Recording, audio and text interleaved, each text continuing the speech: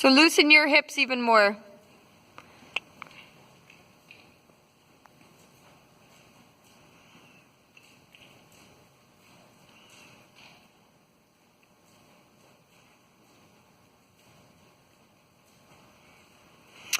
Going to the left, she really remember when last week when I was riding her and you were working her? Yeah. And then I think we did a little bit of the opposite. I can't remember, but anyway, I could really feel how she was really kind of stuck, almost in a bracey kind of a draw on the left. So at the moments that you choose to rest her, I love that she's connected onto you like this. Yes, but if she feels bracey, don't ever release her in that. Soften her up, and this is where you actually have to use the whip and let it touch her haunches, or she's too stuck in a brace around you and she's not moving forward enough. So and you're being super gentle. I want you to actually touch her bum, send her off,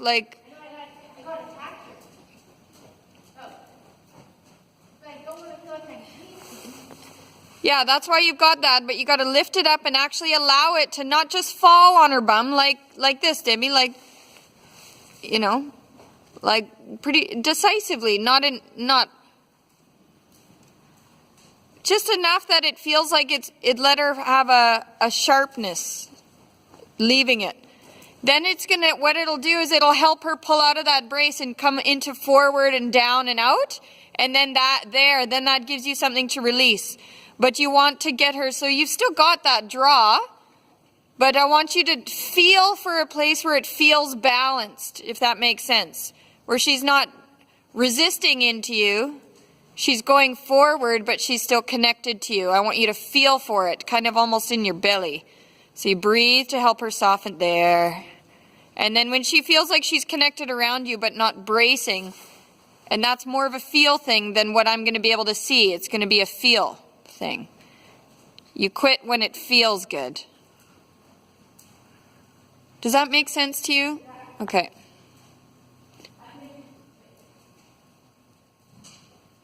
I want you to feel for connection, but not bracing.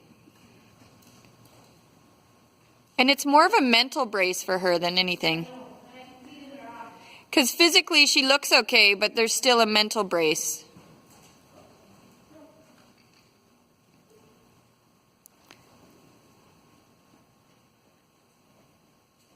And if you still feel that brace, then change your direction. And change it often, and then let her come back onto a circle. Yeah, be decisive about that.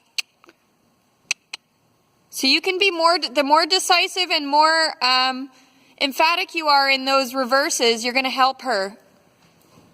So if you choose to do a reverse, do it kind of very clearly, like that way. Go that way now. Yeah. Good. That's going to help her.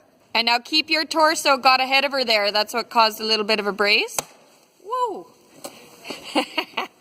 But there, she had a little buck. She needs a little bit of that. And then next time she comes around here, she cuts across, then change it into a reverse. And say, good, off you go the other direction. Right here. Good. Yeah. Good. Good. If she cuts across, use it and turn it into a reverse. Help her lighten up. Right here. Nice. There, now when you've lightened that up, come back down. Yeah, good. Now breathe and let her connect in again, and you'll find that they'll feel like there's less brace. Doesn't matter, whatever direction you want. The left, I know, is where she does get stuck, so if you want to get her back to the left and reinforce a good one to the left, that's good. So now torso behind, Debbie, torso behind, there. Now breathe and let her soften onto you again, but only to the point that she doesn't start to feel like she's bracing. If she's bracing, you're going to just send her off again. So breathe. You can do less moving even now.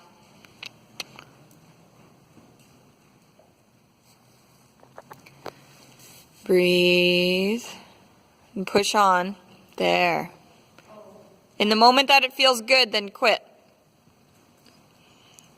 If you feel a brace, then you're going to send her off and do some reverses again. Your torso's getting ahead of her. So you don't even have to move your body. It's where your torso's aimed. It's way ahead of her, Debbie. There. That's the issue, is not where your feet are. It's where your torso's facing. Think of pushing the space behind her bum. Like literally, imagine that there's something floating immediately behind her bum. There. Those are some nice moments. Yeah.